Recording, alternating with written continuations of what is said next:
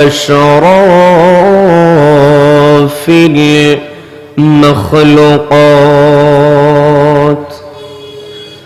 فسبحان الذي علم بالقلم علم الإنسان ما لم يعلم. نستعينه ونستغفره ونتوب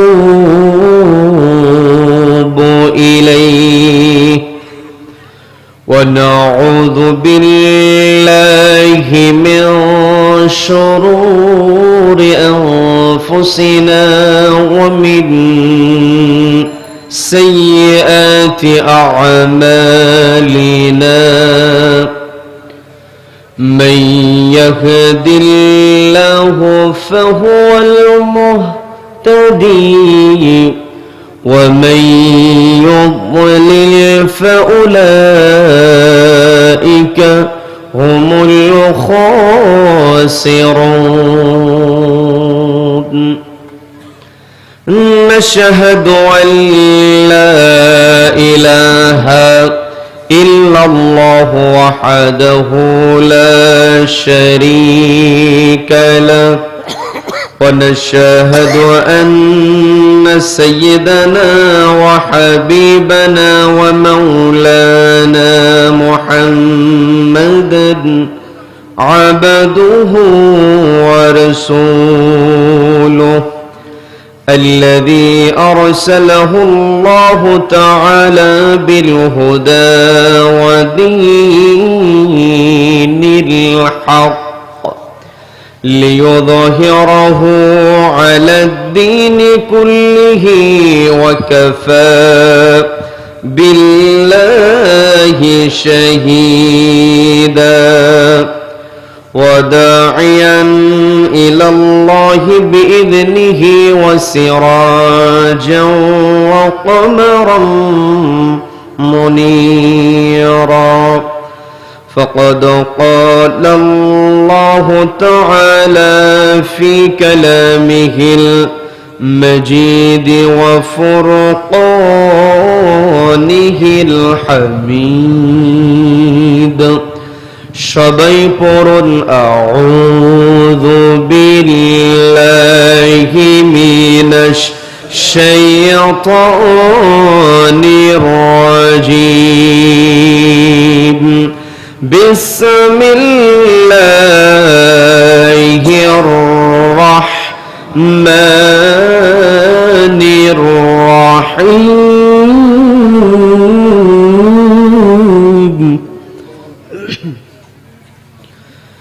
يا أيها الذين آمنوا اتقوا الله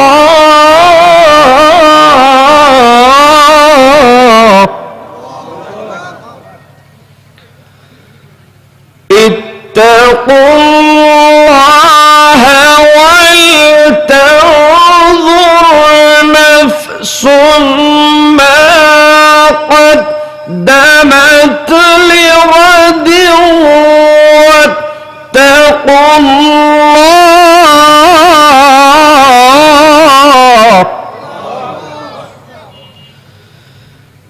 إن الله خبير بما تعملون.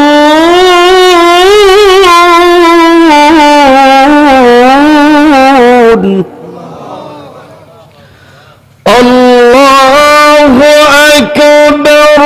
بسم الله الرحمن الرحيم. كنتم خير أمة أخرجت للناس تأمرون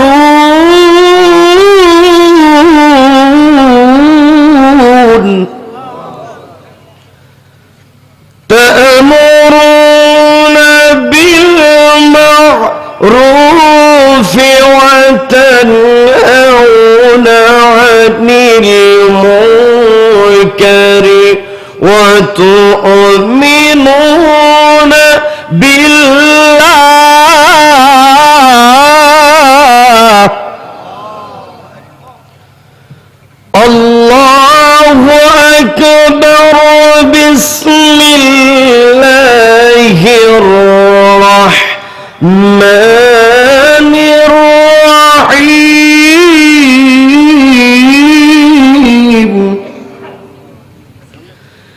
إن الله وملائكته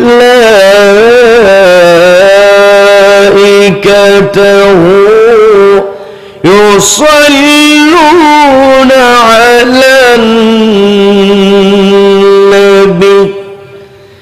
يا أيها الذين آمنوا صلوا عليه وسلموا تسليما اللهم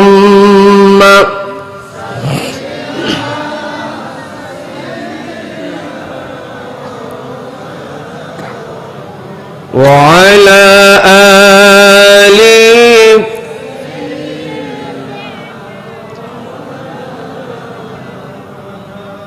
তায়েফের কথা ভেবে তায়েফের কথা ভেবে কাঁদে শুধু দুনয়ন এমন দরদি পেতে কাঁদে মন অনুক্ষণ আল্লাহুম্মা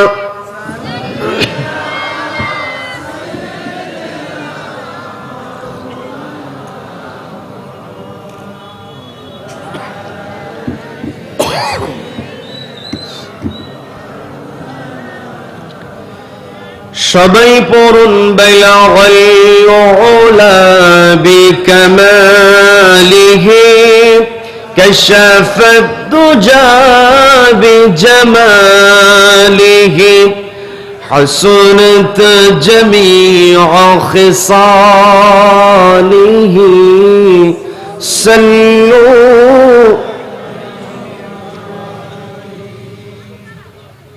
বাংলাদেশের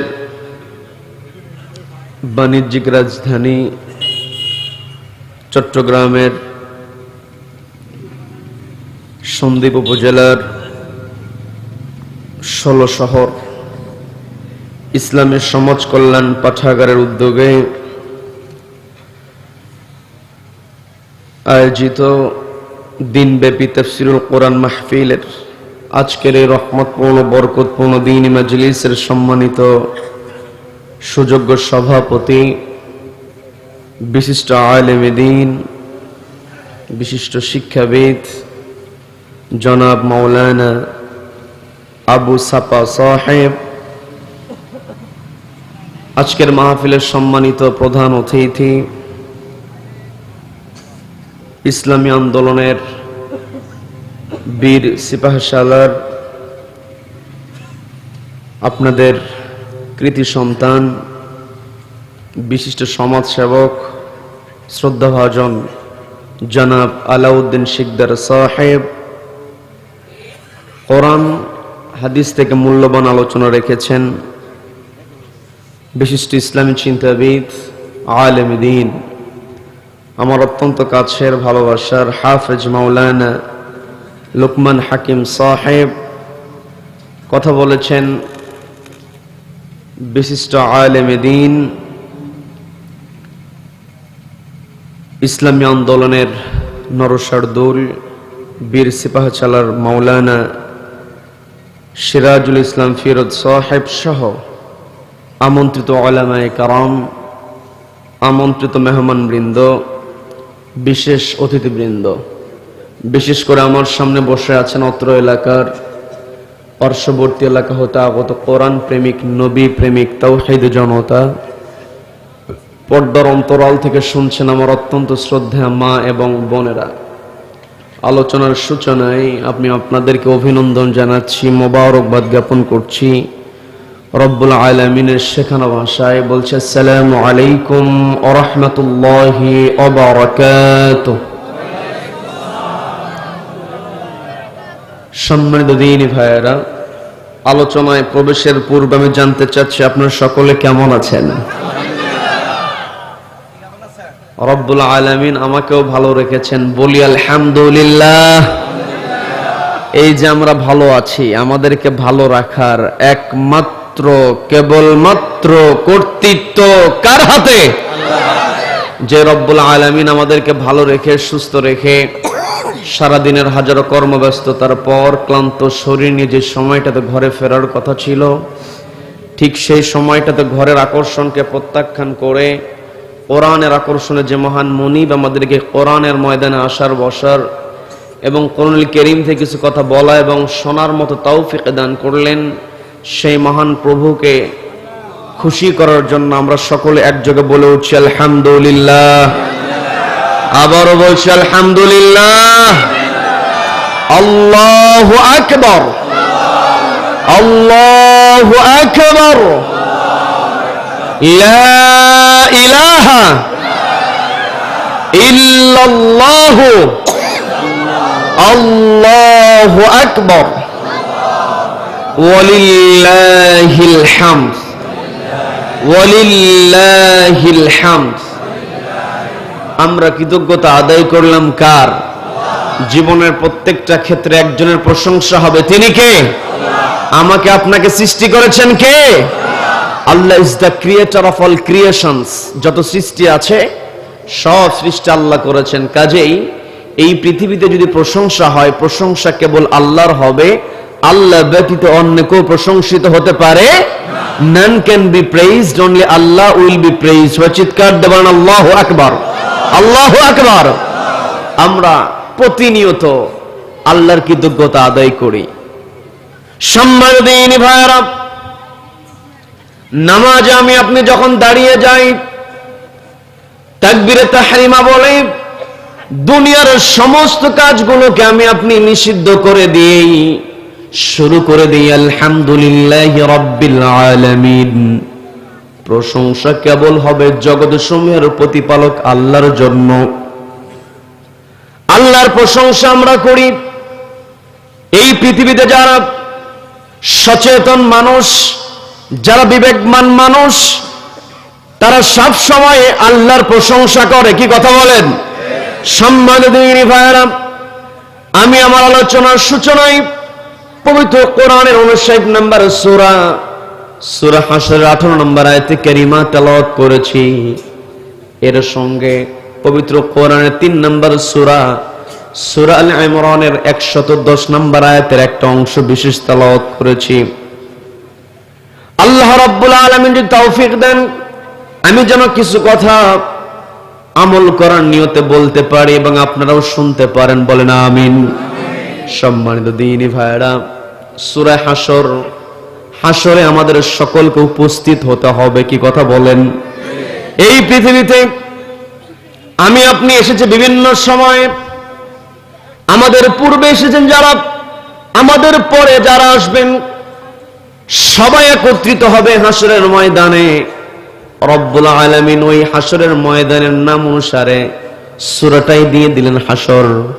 সেই সূরা থেকে আমি 18 নম্বর আয়াতে কারিমা তেলাওয়াত করেছি।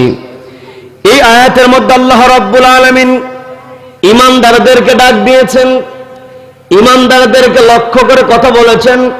কোরআনের কোন কোন জায়গায় রব্বুল আলামিন গোটা মানব জাতিকে লক্ষ্য করে কথা বলেছেন, কোন কোন জায়গায় কাফেরদেরকে আল্লাহ ইন্ডিকেট করে কথা বলেছেন। আমি যে আয়াতে কারিমা তেলাওয়াত করেছি, রব্বুল আলামিন ঈমানদারদেরকে ডাক দিয়ে বলছেন, ইয়া আইয়ুহাল্লাযীনা আমানু তাকুল্লাহা ওয়াল তানজুর নাফসুম মা قدمت لغد واتقوا الله إن الله خبير بما تعملون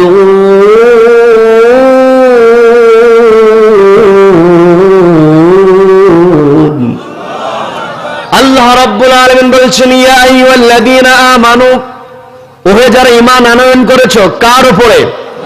সবাইকে বলতে হবে কার উপরে? আল্লাহ রাব্বুল আলামিন বলছেন, ওহে যারা ঈমান আনয়ন করেছে, ইত্তাকুল্লাহ, আমি আল্লাহ আমাকে ভয় করো। এই পৃথিবীতে আমি আপনি যদি শুধুমাত্র আল্লাহকে ভয় করতে পারি, তাহলে পৃথিবীর কোন অপশক্তি, কোন জুলুম, নির্যাতন আমাকে আপনাকে কখনো টলাতে পারবে না, থামাতে পারবে না। কথা বলেন ঠিক কিনা? সম্মানিত ভাইরা, এই পৃথিবীতে তারাই সফল যারা একমাত্র আল্লাহকে ভয় করে। কি কথা বলেন? আমাকে আপনাকে আল্লাহ রাব্বুল আলামিন ডাক দিয়ে বলছেন, একমাত্র তোমরা আমি আল্লাহ আমাকে ভয় করবে। আল্লাহকে যে আমরা ভয় করি এর প্রমাণ হলো নামাজের মধ্যে হাতটা বেঁধে আমরা আল্লাহর প্রশংসা করি, আল্লাহর পরিচয়টা আমরা দেই রব্বুল আলামিন, আলহামদুলিল্লাহি রাব্বিল আলামিন। আল্লাহ হলেন জগতের সমূহের প্রতিপালক। আল্লাহকে যদি আমি আপনি ভয় করতে চাই, আল্লাহর ব্যাপারে আমার আপনার জানার দরকার আছে। এই জায়গাতে আমার মাইকের আওয়াজ যাচ্ছে, অনেক অমুসলিম ভাইরাও শুনছেন, আপনারা একটু লক্ষ্য করে শুনবেন। আল্লাহ রাব্বুল আলামিনের প্রশংসা আমরা এই জন্যই করি, রব্বুল আলামিন আমাদের উপর তীক্ষ্ণ নজর রেখেছেন, রব্বুল আলামিন আমাদেরকে রহমতের চাদরে ঢেকে রেখেছেন। কি কথা বলেন? আল্লাহ রাব্বুল আলামিন আমাকে আপনাকে এত রহমত দিয়েছেন, এত বরকতের মধ্যে আমি আপনি আছি। আল্লাহর রহমত ছাড়া এই পৃথিবীতে আমি আপনি কখনোই টিকতে পারবো না।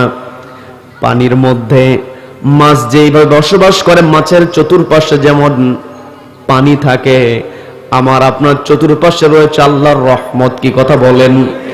আল্লাহ রাব্বুল আলামিন আমাকে আপনাকে নিয়ামত দিয়েছেন। আবার আল্লাহ রাব্বুল আলামিন এই যে নিয়ামত দিলেন, নিয়ামত দিয়ে আল্লাহ নিজের চ্যালেঞ্জ ছুড়ে দিয়ে বলছেন, ওয়া ইন তাউদ্দু নি'মাতাল্লাহি লা তুহসুহা ইন্নাল্লাহা লাগফুরুর রহিম। আল্লাহ রাব্বুল আলামিন বলছেন, ওয়া ইন তাউদ্দু নি'মাতাল্লাহ, ও আমার বান্দারা, তোমরা যদি আমার নিয়ামতের গণনা শুরু করে দাও, লা তুহসুহা, তোমরা কখনো হিসাব মেলাতে পারবে না। এই যে আমি আপনি পৃথিবীতে বসবাস করছি, এই পৃথিবীতে আমরা বেঁচে আছি, আমাদের শ্বাস প্রশ্বাস চলছে। আমার আপনার শ্বাস প্রশ্বাস যদি বন্ধ হয়ে যায়, আমি আপনি বাঁচতে পারবো নাকি? সবাইকে কথা বলতে, বাঁচতে পারবো নাকি? এই শ্বাস প্রশ্বাসের জন্য প্রতিনিয়ত আমরা পরিবেশ থেকে প্রতিনিয়ত প্রত্যেকটা মিনিটে বিজ্ঞানীরা যে তথ্য দিয়েছে সেটা হলো, প্রত্যেকটা মিনিটে একটা মানুষ বেঁচে থাকার জন্য 7 থেকে 8 লিটার অক্সিজেন গ্রহণ করে।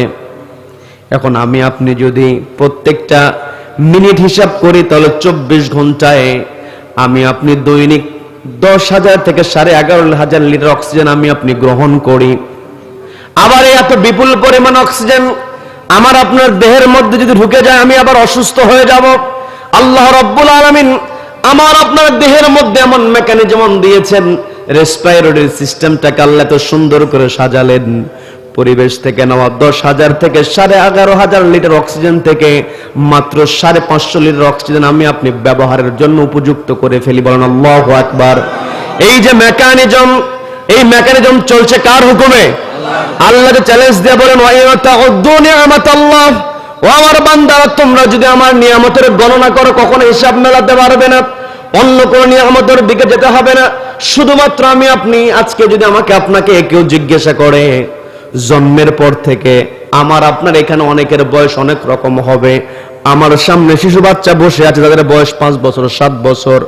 মুরব্বী বসে আছেন, রিটায়ারমেন্টে চলে গিয়েছেন। বিরক্ত হচ্ছেন নাকি আমার কথায়? যে কোনো বয়সের মানুষ, তাকে যদি শুধু বলা হয় এই পৃথিবীতে আসার পরে আর কোন নিয়ামত নেই, তোমার হিসাব দিতে হবে না, শুধু অক্সিজেনের হিসাব দাও, আমি আপনি দিতে পারবো নাকি? আমি আপনি কখনোই দিতে পারবো না। রব্বুল আলামিন সেই কথা বললেন, যে আল্লাহ আমাকে আপনাকে এত নিয়ামত দিয়েছেন, সেই আল্লাহর কৃতজ্ঞতা আদায় করতে হবে। আল্লাহ রব্বুল আলামিন আমাকে আপনাকে বলেছেন আল্লাহকে ভয় করতে হবে। আল্লাহকে আমরা এই জন্য ভয় করব, আল্লাহ রব্বুল আলামিন হলেন জগতের সমূহের প্রতিপালক। এই যে আমি আপনি পৃথিবীতে বসবাস করছি, আমি আপনি পৃথিবী নামক গ্রহে বসবাস করছি। এই পৃথিবীর গ্রহে যদি সূর্যের আলো আসা বন্ধ হয়ে যায়, এই পৃথিবীতে আমি আপনি বাঁচতে পারবো নাকি? এই সূর্যের সঙ্গে পৃথিবীর একটা সম্পর্ক আছে। অনেক সম্পর্ক আছে, সেখান থেকে আকার আয়তনের একটা সম্পর্কের কথা বলি। এই কথা বলেই আলোচনায় প্রবেশ করব। আলোচনায় প্রবেশের জন্য কিছু ভূমিকার দরকার হয়। বিরক্ত হচ্ছেন নাকি? রব্বুল আলামিন কত বড়, এটা আমাকে আপনাকে আগে বুঝতে হবে। আমার মুসলিম ভাইরা যারা শুনছেন তারাও বোঝার চেষ্টা করবেন। আল্লাহ রাব্বুল আলামিন কত বড়। আমি আপনি পৃথিবীতে বসবাস করি। এই পৃথিবী হলো সূর্যের একটা গ্রহ। এই পৃথিবীতে আমি আপনি বসবাস করছি। এই পৃথিবীতে প্রত্যেকটা মানুষ সব সময় সফলতার পিছনে দৌড়ায়। এই পৃথিবীতে এমন কোন মানুষ নাই যে সফল হতে চায় না। Always we are running after success. সব সময় সফলতার পিছনে আমি আপনি দৌড়াই। আমি আপনি সফলতা বলতে বুঝি একটা চেয়ারে বসে যাওয়া। চেয়ারে বসার পরে আমার আপনার ভিতরে অহংকার চলে আসে, কি কথা বলেন? কিন্তু আমি আপনি যদি নিজের অস্তিত্ব নিয়ে একটু ভাবতে পারি, আল্লাহ যে কত বড়, আমি আপনি যদি আল্লাহর সৃষ্টি জগৎ নিয়ে একটু ভাবতে পারি, আমার ভিতরে কখনো অহংকার থাকবে না। আর যার ভিতরে অহংকার থাকে না সে সব সময় ভয় করে কাকে? আমি যে আয়াত কারিমা তেলাওয়াত করেছি, আল্লাহ বলছেন ইয়া আইয়ুহাল্লাযীনা আমানুত্তাকুল্লাহ, ওহে যারা ঈমান আনয়ন করেছো তোমরা আল্লাহকে ভয় করো। আমি বলতে নিয়েছিলাম আমার আপনার অস্তিত্ব নিয়ে একটু চিন্তা করা দরকার। পৃথিবীতে আমি আপনি বসবাস করছি।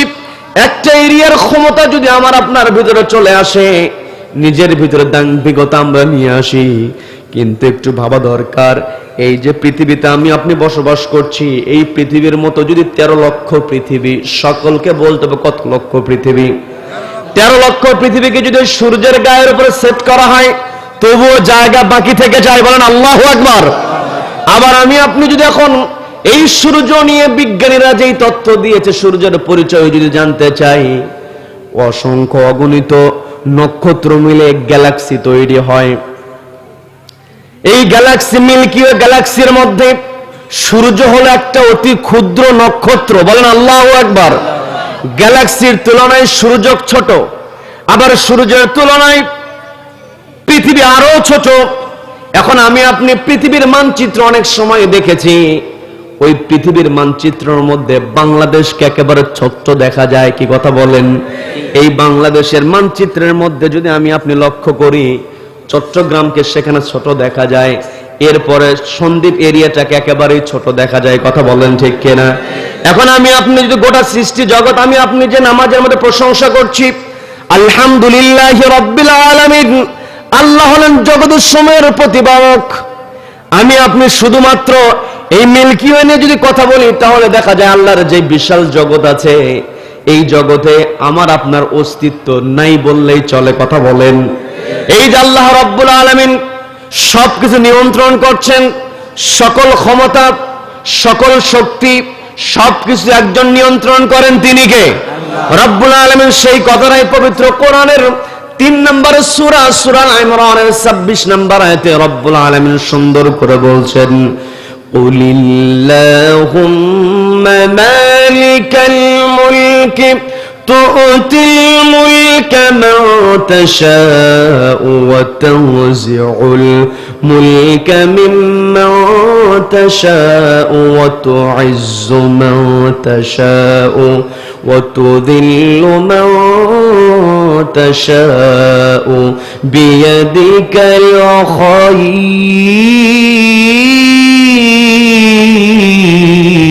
الخير إنك على كل شيء قدير।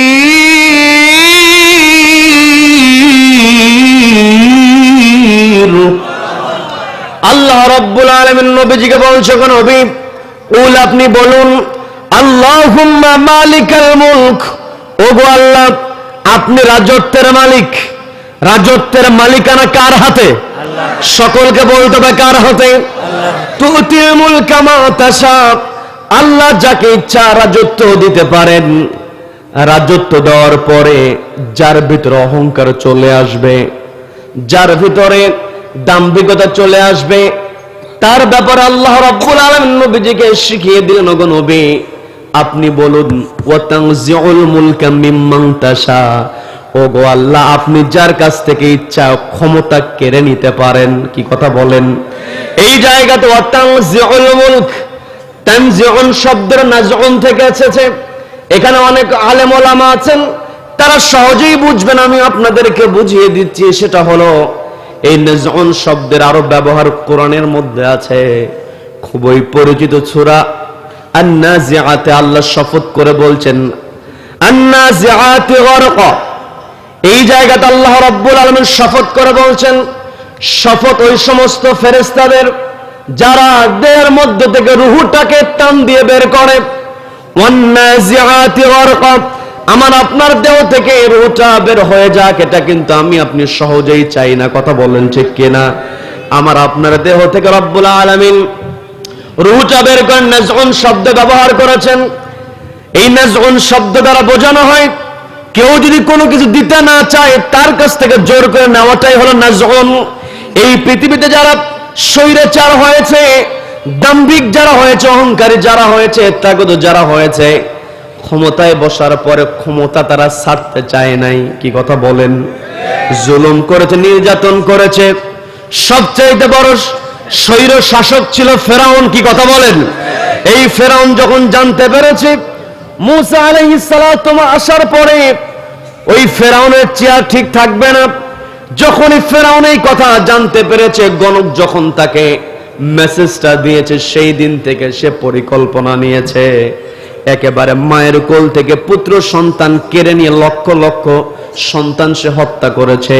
কিন্তু শেষ পর্যন্ত সে কি তার ক্ষমতা ধরে রাখতে পেরেছে নাকি? ক্ষমতা ধরে রাখতে পারে নাই। কারণ ওয়াতানজিউল মুলকা মিম্মান তাশা, আল্লাহ যদি ক্ষমতা কেড়ে নিতে চায় কোন জালিমের পক্ষে ক্ষমতা টিকিয়ে রাখা সম্ভব হয় না। কথা বলেন? সম্মানিত বন্ধুগণ, এই জায়গাতে আরেকটা মেসেজ আপনাদেরকে দিতে চাই, সেটা হলো আল্লাহ যখন কোন স্বৈরাচারের কাছ থেকে, জালিমের কাছ থেকে ক্ষমতা কেড়ে নেন, তখন আল্লাহ কিন্তু বড় কোনো অস্ত্র ব্যবহার করেন না, বড় কোনো শক্তি ব্যবহার করে না। কথা বলেন ঠিক কিনা?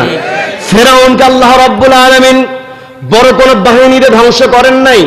সামান্য পানির মধ্যে হাজার হাজার পাইক পেয়াদা থাকার পরও ওই পানির মধ্যে চুপ। নমরুদ যখন তার সীমা অতিক্রম করেছিল, নমরুদকে আল্লাহ রাব্বুল আলামিন বড় কোনো বাহিনী দিয়ে, বড় কোনো যোদ্ধা দিয়ে দুনিয়া থেকে বিদায় করেন নাই, বিদায় করেছেন মশা দিয়া, তাও আবার ল্যাংড়া মশা। কথা বলেন ঠিক কিনা? আবার আব্রাহা যখন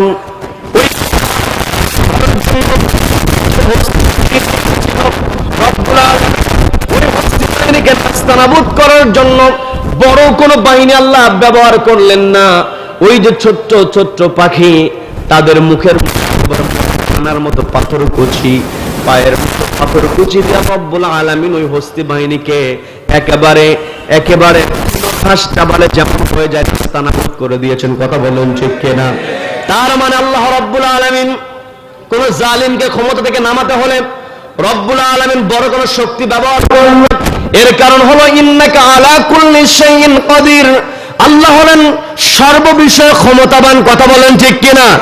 সকল ক্ষমতা, সকল শক্তির একমাত্র উৎসকে আল্লাহ ব্যতীত অন্য কাউকে শক্তির উৎস, ক্ষমতার উৎস বলা যাবে নাকি?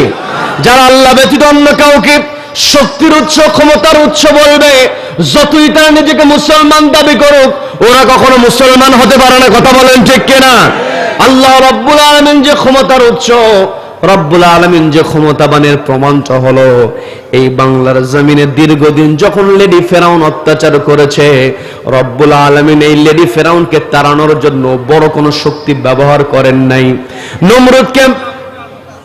নমরুদকে আল্লাহ রব্বুল আলামিন দুনিয়া থেকে বিদায় করলেন ল্যাংড়া মশা দিয়া।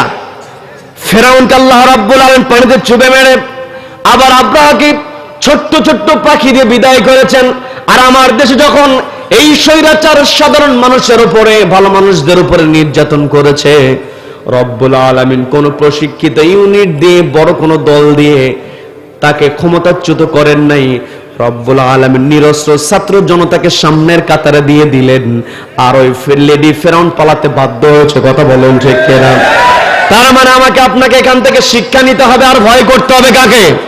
আল্লাহ সূরা হাসরের 18 নম্বর আয়াতে বললেন, ইয়া আইয়ুহাল্লাযীনা আমানুত্তাকুল্লাহ, ওরে যারা ঈমান আনয়ন করেছো, একমাত্র আমি আল্লাহ, আমাকে ভয় করো।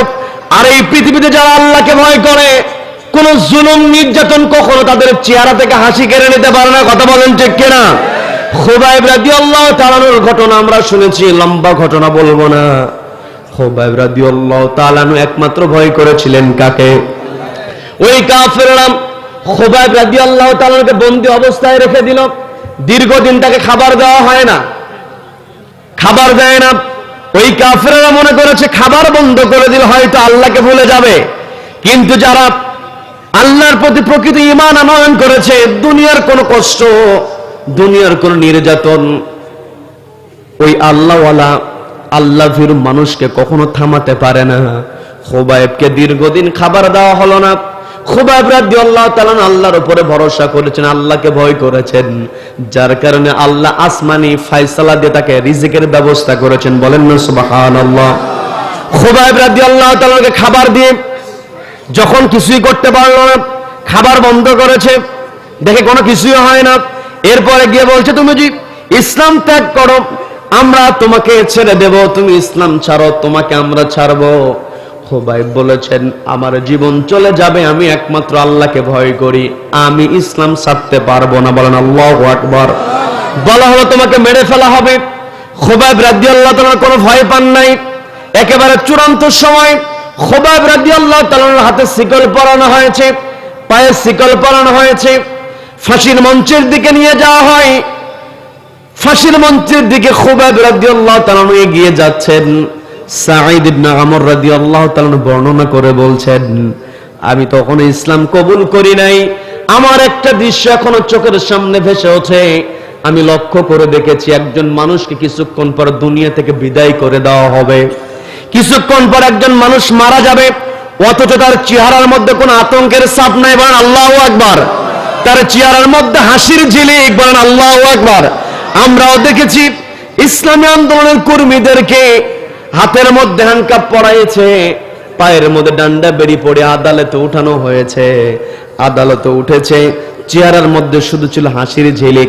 ফাঁসির রায় দেওয়া হয়েছে, বিন্দু পরিমাণ ভয় পায় নাই, বরং দুইটা আঙ্গুল উঁচু করে ভি চিহ্ন দেখিয়েছে। কথা বলেন ঠিক কিনা?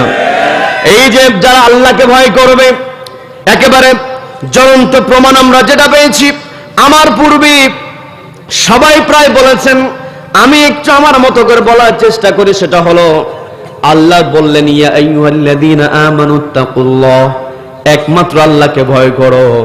আল্লাহকে যারা ভয় করে, কোরআনকে সঙ্গে নিয়ে যারা চলে, তাদেরকে যতই কষ্টের মধ্যে রাখা হোক না কেন, তারাই হলো প্রকৃত খুবাইবের উত্তরসূরি। কথা বলেন ঠিক কিনা? আপনার আগে টের পেয়েছিলেন, দেশের বাহিরে তিনি ছিলেন, তাকে বলা হলো দেশের মধ্যে যে ষড়যন্ত্র পাওয়া যাচ্ছে, দেড় শিক্ষার অপরাধটা আপনার কাঁধের উপরে চাপিয়ে দিয়ে আপনাকে অপমান করার চেষ্টা করা হচ্ছে। আপনার বিরুদ্ধে তারা ষড়যন্ত্র করছে, তাকে আপনি দেখে যাবেন না। কিন্তু আমাদের কোরআন পাখি বলেছেন, আমি পৃথিবীতে অন্য কাউকে ভয় করি না, ভয় করে একমাত্র তাকে। যারা আল্লাহকে ভয় করে তাদেরকে পালাতে হয় না। কথা বলেন ঠিক কিনা? তাকে আমাকে আপনাকে সতর্ক হতে হবে। আমাকে আপনাকে যে মেসেজটা নিতে হবে সেটা হলো অন্তরে আল্লাহর ভয় রাখতে হবে। আমি আপনি যদি অন্তরে আল্লাহর ভয় রাখি, এরপরে অন্তরে আল্লাহর ভয় রাখার পরে আমার আপনার জন্য যে কাজের কথা আল্লাহ বললেন, আল্লাহ বলছেন, ইয়া আইয়ুহাল্লাযীনা আমানুত্তাকুল্লাহ, ওরা যারা ঈমান আনয়ন করেছে আমি আল্লাহকে ভয় করো। ওয়ালতানজুর নাফসুম মা কদ্দামাত লিগাদ, প্রত্যেকটা মানুষের চিন্তা করা উচিত, নজর করা উচিত। ওয়ালতানজুর, নজর করা উচিত, চিন্তা করা উচিত। মা কদ্দামাত লিগাদ, আগামী দিনের জন্য সে কি জমা করছে। তার মানে এই পৃথিবীতে আমি আপনি যে কাজগুলো করছি, এই কাজগুলো আমার আপনার জন্য ওই আখিরাতের জিন্দেগির জন্য জমা হচ্ছে। কথা বলেন ঠিক কিনা? আমি আপনি যেখানে যা করছি, আমার আপনার কাজের উপর যে সম্মানিত ফেরেশতা আছে, সবকিছু লিখে ফেলছে। কথা বলেন ঠিক কিনা? শুধু আল্লাহ রাব্বুল আলামিন পবিত্র কোরআনের 17 নম্বর সূরা বনী ইসরাঈলের 13 নম্বর আয়াতে রব্বুল আলামিন আমাকে আপনাদের সতর্ক করে বলছেন, ওয়া কুল্লু ইনসানিন আলজামনাহু তায়রাহু في عنقه ونخرج له يوم القيامة كتابا يلقاه منشورا আল্লাহ বলেন ওয়াকুল ইয়া সালিম প্রত্যেকটা মানুষের কথা আনসাল্লাহু আমি সেট করে দিয়েছি তাআলাহু তার আমল নামা ফি উনুকিহি তার কাদের উপরে ওয়ানুখরিজু লাহু এই আমল নামাটাকে আমি বের করব খারিজ করব ইয়াউমুল কিয়ামাহ কিয়ামতের ময়দানে। এখন তথ্য প্রযুক্তির যুগে আমি আপনি তো ইরবের ব্যাখ্যায় যদি চলে যায় একটা ব্যাখ্যা করা যেতে পারে তো ইরবের ব্যাখ্যায় অর্থটা মেমোরি কার্ড। আমার আপনার কাদের উপর আল্লাহ মেমোরি কার্ড সেট করেছেন আল্লাহু আকবার আল্লাহু আকবার। মেমোরি কার্ডের মধ্যে যেমন ভিডিও ধারণ করা হয় এইটা আমার সামনে ক্যামেরা কাট করে আছে এই জায়গায় ক্যামেরাগুলো কাট করে আছে আমি যে কথাগুলো বলছি এখান থেকে নামার পরে কোনো কথা বাড়ানোর কমানোর ক্ষমতা আমার নাই। কথা বলেন ঠিক কিনা? আল্লাহ রাব্বুল আলামিন আমার আপনার কাদের উপরে মেমোরি কার্ড সেট করে দিয়েছেন। আল্লাহ বললেন এই মেমোরিটা আমি বের করবো নুখরিজু লাহু নুখরিজ। আল্লাহ বললেন এই নুখরিজ শব্দের যে খরুজুন থেকে আপনারা খরুজুন শব্দের সঙ্গে পরিচিত আমি আপনাদেরকে বোঝাই দিই। বিরক্ত হচ্ছেন নাকি? জমি জমা কিনতে গেলে সবার আগে প্রশ্ন করে জমির খারিজ ঠিক আছে কিনা বলে কি বলেন না? কথা বলেন জমির খারিজের কথা বলে খারিজ শব্দের যে খরুজুন থেকে। আল্লাহ বললেন তুমি পৃথিবীতে যা কিছু করছো তোমার কাদের উপরে যে আমল নামক মেমোরি কার্ড আমি সেট করে দিয়েছি সবকিছু মেমোরির মধ্যে জমা হয়ে থাকছে। এই মেমোরিটা আমি কিয়ামতের ময়দানে তোমার কাদের উপর থেকে নুখরিজু লাহু তোমার জন্য বের করব। তার মানে আমাকে আপনাকে সতর্ক হতে হবে। আল্লাহকে ভয় করা ছাড়া আমার আপনার বিকল্প করে কিছু নেই। কথা বলেন ঠিক কিনা? আল্লাহ বলেন তোমাদের নজর করা উচিত তোমাদের ভাবা উচিত কোন কাজগুলো তোমরা আগামী দিনে পাঠিয়ে দিচ্ছ জমা করছো। এই পৃথিবীতে আমি আপনি যদি ভালো কাজ করতে পারি আমার আপনার জন্য জান্নাত লাভ সহজ হয়ে যাবে। আর আমার আপনার কাজ যদি খারাপ হয়ে যায় তাহলে কি আমি আপনি জান্নাতে যেতে পারবো নাকি? সবাইকে কথা বলবো জান্নাতে যেতে পারবো নাকি? খারাপ কাজ কোনটা ভালো কাজ কোনটা কোরআনের মধ্যে আছে না নাই? সকলকে বলতে আছে না নাই? আমি আমার আলোচনার সূচনায় পবিত্র কোরআনের 3 নম্বর সূরা সূরা আল-ইমরান থেকে 110 নম্বর আয়াতের শুরুর দিকে তেলাওয়াত করেছি। রব্বুল আলামিন আমাকে আপনাকে পৃথিবীতে ভালো কাজগুলোর মধ্যে কোন কাজগুলো করতে হবে এই আয়াতের মধ্যে আল্লাহ বললেন কুনতুম খায়রা উম্মাতিন উখরিজাত লিন-নাসি তা'মুরুনা বিল মা'রুফ ওয়া তানহাউনা আনিল মুনকারি ওয়া তু'মিনুনা বিল্লাহ।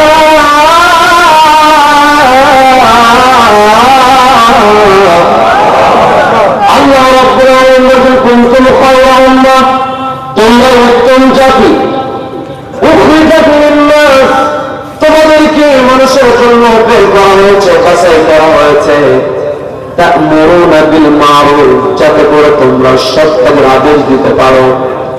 শুধুমাত্র সৎ কাজের আদেশ দিবে তাই নয় ওয়া তানহাউনা আনিল মুনকার নিজে ভালো কাজ করতে হবে ওই ভালো কাজের আদেশও দিতে হবে। আবার কোটার সামনে যখন খারাপ কাজ হবে ওই খারাপ কাজের বাধা দিতে হবে। বলে দিয়েছেন কে? সকলকে বলতে বলে দিয়েছেন কে? আল্লাহ বলেন তা'মুরুনা বিল মা'রুফ সৎ কাজের আদেশ তোমরা দিবে। সৎ কাজের আদেশ আমরা কেমন করে দেব? যদি তা'মুরুনার ব্যাখ্যায় আমরা চলে যাই আমর থেকে শব্দটা এসেছে। আল্লাহ রাব্বুল আলামিন পবিত্র কোরআনে কোনো কোনো জায়গায় সরাসরি আমাকে আপনাকে অর্ডার দিয়েছেন প্রত্যেক জুমার দিনে ইমাম সাহেব সানি খুতবা যখন শেষ করেছেন ইমাম সাহেব এমন একটা আয়াত তেলাওয়াত করেন সেটা হলো আপনারা শুনতে শুনতে প্রায় মুখস্থ হয়ে গিয়েছে পবিত্র কোরআনের 16 নম্বর সূরা সূরা নহলের 90 নম্বর আয়াত।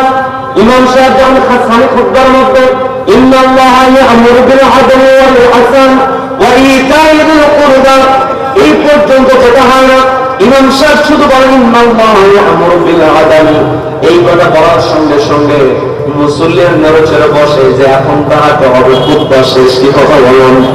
তার মানে প্রত্যেক জমায় এ আগামী আপনি শুনতেছি একটা কান দিয়ে শুনে আর এক কান দিয়ে বের করে দেয়, এটা হতে পারে না। এই জায়গাতে আল্লাহ আমাকে আপনাকে যে অর্ডার দিয়েছেন, আল্লাহ বলছেন তা'মুরুনা বিল মা'রুফ, তোমাদেরকে সৎ কাজের আদেশ দিতে হবে। আর আমি আল্লাহ তোমাদেরকে যে অর্ডার দেই, ইন্নাল্লাহা ইয়া'মুরু বিল আদল, আমি আল্লাহ তোমাদেরকে অর্ডার দিই সেটা আদালত কায়েম করতে হবে।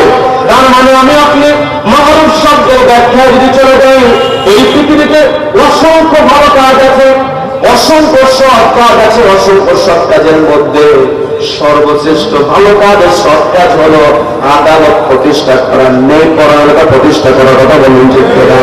তার মানে আল্লাহ আমাকে আপনাকে যে ভালো কাজের কথা বললেন, আমাকে আপনাকে যে অর্ডার দিলেন, আমাকে আপনাকে তা'মুরুনা বিল মা'রুফ, সৎ কাজের আদেশ দিতে হবে, ওয়াতানহাউনা আনিল মুনকার, অসৎ কাজের বাধা প্রদান করতে হবে। আবার ইমাম সাহেব আরেকটা হাদিস পাঠ করে থাকেন, সেটা হলো যে হাদিসের মধ্যে একটা অংশ চলে আসে, ওয়াশাদুহুম ফি আমরিল্লাহি উমর, ওয়াশাদুহুম ফি আমরিল্লাহি উমর, অর্থাৎ উমর রাদিয়াল্লাহু তাআলা আল্লাহর আদেশ বাস্তবায়নের সবচেয়ে কঠোর বলেন আল্লাহু আকবার, আল্লাহু আকবার। আল্লাহ অর্ডার দিচ্ছেন আদালতে। হযরত ওমর রাদিয়াল্লাহু তাআলা তিনি ছিলেন ন্যায়পরায়ণতার জন্য সর্বোচ্চ, তিনি সব সময় ন্যায়পরায়ণতাকে প্রাধান্য দিয়েছেন। তা'মুরুনা বিল মা'রুফ, ভালো কাজের আদেশ তারা দিয়েছেন, নিজেরাও সেই ভালো কাজ করেছেন, কথা বলেন ঠিক কিনা? হযরত ওমর রাদিয়াল্লাহু তাআলা কেমন শাসক ছিলেন, একটা ঘটনা, হযরত ওমর রাদিয়াল্লাহু তাআলা মাঠের মধ্যে দিয়ে হেঁটে যাচ্ছেন, হঠাৎ করে মাঠের মধ্যে তিনি লক্ষ্য করলেন অনেকগুলো উট মাঠের মধ্যে ঘাস খায়। এর মধ্যে একটা উটকে দেখা যায় একটু মোটা তাজা, একটু বেশি মোটা তাজা উট লক্ষ্য করে দাঁড়িয়ে তিনি লক্ষ্য করলেন এতগুলো উটের মধ্যে এই উটটা একটু বেশি মোটা, এই উটের মালিকের সঙ্গে একটু কথা বলতে হবে। এই উটের মালিকের সঙ্গে যদি কথা বলতে পারে তাহলে জানতে পারবো উটটাকে সে কেমন করে মোটা করেছে, আর তার কাছ থেকে তথ্য নিয়ে আমার জনগণকে জানাতে পারবো, আমার জনগণ উটটা মোটা করতে পারবে, এরপরে জনগণ উপকৃত হবে, কি কথা বলেন? তার মানে যারা আল্লাহকে ভয় করে, যারা কোরআন ধারণ করতে পারে, আল্লাহকে শুরুতেই বলেছেন, আমি আমার নতুনের সূচনায় করে বলেছি, ইয়া আইয়ুহাল্লাযীনা আমানুত্তাকুল্লাহ, যারা ঈমান আনয়ন করেছে আল্লাহকে ভয় করো। যারা আল্লাহকে ভয় করে তার সর্বোচ্চ ন্যায়পরায়ণতা প্রতিষ্ঠা করতে পারে। হযরত ওমর রাদিয়াল্লাহু তাআলা তিনি যখন রাতের বেলা ঘুমাতে যাবেন, তার যে হাদিসের কথা মনে হতো, নবীজি বলছেন, আলা কুল্লুকুম রাঈন, জেনে রেখে দিও তোমরা সবাই দায়িত্বশীল, ওয়া কুল্লুকুম মাসউলুন আন রাঈয়াতিহি, তোমাদের দায়িত্বের ব্যাপারে সবাইকে প্রশ্ন করা হবে। এরপরে নবীজি যেটা বললেন খুবই কঠিন কথা, ফাল আমিরু রাঈন, এরপরে যার নেতা হবে, যারা চেয়ারওয়ালা হবে তারা হলো রাঈন, দায়িত্বশীল আলান্নাস, সাধারণ মানুষের উপরে। এই হাদিসের উপর যখন মনে হতো হয়তো ওমর রাতের বেলা ঘুমাতে পারতেন না, বলেন আল্লাহু আকবার, সেই দিকে অবশ্যই হয়তো ওমর রাদিয়াল্লাহু তাআলা জনগণকে নিয়ে তিনি সবসময় চিন্তা করেছেন। তিনি আগ্রহ প্রকাশ করলেন এই উটের মালিকটাকে, তার সঙ্গে একটু কথা বলব। তিনি তার কর্মচারীকে দায়িত্ব দিলেন, গোয়েন্দা সংস্থাকে দায়িত্ব দিয়ে বলছেন, দেখো তো উটের মালিকটাকে, তার সঙ্গে আমি একটু সাক্ষাৎ করতে চাই। ছোট্ট একটা ঘটনা আছে, বলবো নাকি? বলবো। যখন আকাঙ্ক্ষা আচারলেন তিনি অর্ডার দিয়ে দিলেন, তৎক্ষণাৎ ওমরের সামনে দাঁড়িয়েছে। ওমর প্রশ্ন করতেছেন, কি ব্যাপার, উটের মালিককে খুঁজে পেয়েছ নাকি? মুসকি হাসি দিয়ে বলতেছে, আপনি আমাকে উটের মালিককে খুঁজতে বলেছেন, আর উটের মালিকটা তো আপনার বাড়ির মধ্যেই আছে। বলেন আল্লাহু আকবার, বলেন আল্লাহু আকবার। আমার বাড়ির উটের মালিক মানে আপনার শরীরকে উঠ, সঙ্গে সঙ্গে ছেলেকে ডাকা হলো, ডাকার পরে বলতেছে, তোমার উটটার মাঠের মধ্যে লক্ষ্য করে দেখলাম তোমার উটটা ভালো মোটা যা, একটু আমাকে বলো তো কেমন করে পরিচর্যা করো, কেমন করে কেয়ার করো, আমি একটু জানতে পারি। ছেলেটা ভাবতে হচ্ছে আমি তো অতিরিক্ত যত্ন করি না, খাতির করি না, প্রত্যেকদিন মাঠের মধ্যে আমার উটটাকে আমি ছেড়ে দিই, সন্ধ্যার সময় ঘরের মধ্যে উঠায়, অতিরিক্ত কোনো কেয়ার করার সুযোগিতা আমার নাই, আমি তো কেয়ার করতে পারি না। এই করে যখন হয়তো অমরের পর্যন্ত অমরকে বললেন, হয়তো অমর এই উত্তর তিনি সন্তুষ্ট হতে পারলেন না, কারণ অতিরিক্ত খাতির যত্ন না করলে উত্তম মোটা হতে পারে না। তা বলুন ঠিক কিনা? আবার তার ছেলে তার কাছে মিথ্যা কথা বলবে, এটাও তিনি মেনে নিতে পারছেন না, কারণ আমার ছেলে আমার কাছে মিথ্যা কথা বলবে না। আমার সন্তান কোন কাজ করতে পারে আর কোন কাজ করতে পারে না, এটা মা তো ভালো করেই বলতে পারে। কথা বলেন কি কথা বলেন? বর্তমান মা বোনা কাউকে একটু খাওয়া করে শুনবেন, সন্তানকে অনন্ত করে গড়ে তুলতে হবে। সন্তানকে আপনি আপনার সন্তানকে ভালো প্রতিষ্ঠানে লেখাপড়া করাবেন, আপনার সন্তানকে উপযুক্ত চেয়ার আপনি বসাবেন, কোনো আপত্তি নেই। কিন্তু আপনার সন্তানকে সবার আগে যে শিক্ষা দিতে হবে, ইত্তাকুল্লাহ, ভয় করো তাকে, আল্লাহকে ভয়ের শিক্ষা দিতে হবে। আপনার সন্তানকে আছে আপনি হয়ে গেলে তো আপনি প্রশংসা করেন। কি কথা বলেন? বিশেষ করে কত বিরক্ত করছেন নাকি? সন্তান যখন ভালো রেজাল্ট করে, সন্তানের ভালো রেজাল্ট শোনার পরে বাবা মা ওই রেজাল্ট হওয়ার 2-3 সপ্তাহ যেখানে কথা বলার সুযোগ পায়, ওই কথার ফাঁস দিয়ে বলতে ফেলে, আমার সন্তান এইবার পরীক্ষায় প্রথম হয়েছে। বলে কি বলে না? সন্তানের ভালো কথা বাবা মা যখন বলে তাদের বুকটা ফুলে যায়। কথা বলেন ঠিক কিনা? ক্লাসে মেয়ে প্রথম হয়েছে, ক্লাসে 3 জনের ছাত্রী, মা বলতেছে আমার সন্তান এইবার ক্লাসে সেকেন্ড হয়েছে। 300 জন ছাত্রীর মধ্যে আমার মেয়ে সেকেন্ড হয়েছে। আমার মেয়ে এবার মেডিকেলে ভর্তি পরীক্ষায় সে মেডিকেল চান্স পেয়েছে। আমার মেয়ে আমার ছেলে ইউনিভার্সিটি চান্স পেয়েছে। আমার ছেলে এবার বিসিএস পরীক্ষায় ভালো ফল করেছে। আমার সন্তান এবার অ্যাডমিন ক্যাডার হয়েছে। বলে কি বলে না? এই সমস্ত প্রশংসা মা আপনি করবেন, আমার কোনো আপত্তি নাই। তবে আপনার প্রশংসাটা এমন হতে হবে সেটা হলো আপনার সন্তান ক্লাসে 1 রোল করেছে, আপনার মেয়ে ক্লাসে ফার্স্ট হয়েছে, আপনার ছেলে ক্লাসে 10 জনের মধ্যে 1 জন হয়েছে, আপনি প্রশংসা করে বলবেন। কিন্তু প্রশংসাটা হতে হবে এমন, আমার সন্তান ক্লাসে সর্বোচ্চ মার্ক সে পেয়েছে, লেখাপড়ায় সে খুবই মনোযোগী, পড়াশোনায় ব্যস্ত থাকে, কিন্তু মসজিদের মিনার থেকে যখন আদান চলে আসে, আমার সন্তান তার সামনে বই খোলা থাকে, বইটা বন্ধ করে ওযু বানিয়ে দাঁড়িয়ে যায় তার সামনে। এই প্রশংসায় করতে হবে। কি কথা বলেন? সন্তান যতই ভালো ছাত্র, ওই সন্তান যদি নামাজ না হয়, ওই সন্তান আমাদের দেশের সবচেয়ে বড় ডাকাত। কথা বলেন দেখতে না? সন্তানের ভিতরে যদি আল্লাহর ভয় না থাকে, আপনার সন্তান প্রশাসনে বসে গিয়েছে, আপনার সন্তান দেশের গুরুত্বপূর্ণ চেয়ারে বসেছে, আপনি প্রশংসাটা এমন করে করতে হবে সেটা হলো আমার সন্তান চেয়ার বসেছে, যেই চেয়ারে বসে কলার খোঁচা দিয়ে লক্ষ লক্ষ টাকা ইনকাম করার সুযোগ আছে, কিন্তু আমার সন্তানকে আমি ইত্তাকুল্লাহ, আল্লাহর ভয় আমার সন্তানের মধ্যে ঢুকিয়ে দিয়েছি। আমার সন্তানকে আমি আমানতের শিক্ষা দিয়েছি, আমার সন্তানকে আমি সত্যবাদিতার শিক্ষা দিয়েছি, যার কারণে কলমের খোঁচা দিয়ে 1 টাকা ইনকামের সুযোগ থাকলেও আমার সন্তান ওখান থেকে 1 টাকা ইনকাম করে না। এটাই হবে মা হিসেবে, বাবা হিসেবে সন্তানের সবচেয়ে বড় প্রশংসা হবে। বলুন ঠিক কিনা? মা আপনার কাছে শিক্ষা নিতে হবে। বাপদানকে ডেকে বলছি সন্তানের জন্য আপনাকে অবশ্যই শিক্ষা গ্রহণ করতে হবে, আর সন্তানকে সবাইকে শিক্ষা দিতে হবে। একটি কিতাব, সেই কিতাবের নাম কি? সবাইকে বলতে কিতাবের নাম কি? সন্তানকে কিতাবের শিক্ষা দিতে হবে। যে সন্তানের মধ্যে কোরআনের শিক্ষা থাকবে, ওই সন্তান কখনো অন্যায় করবে না। কথা বলেন ঠিক কিনা?